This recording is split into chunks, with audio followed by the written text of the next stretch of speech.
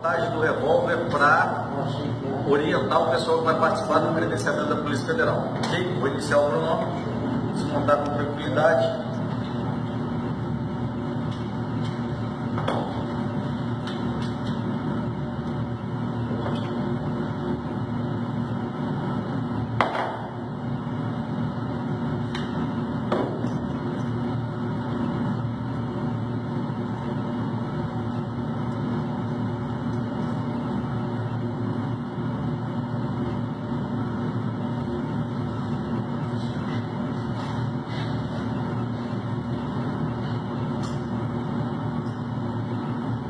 Desmontagem completa, tranquila, vocês podem ver o cronômetro, menos de 40 segundos.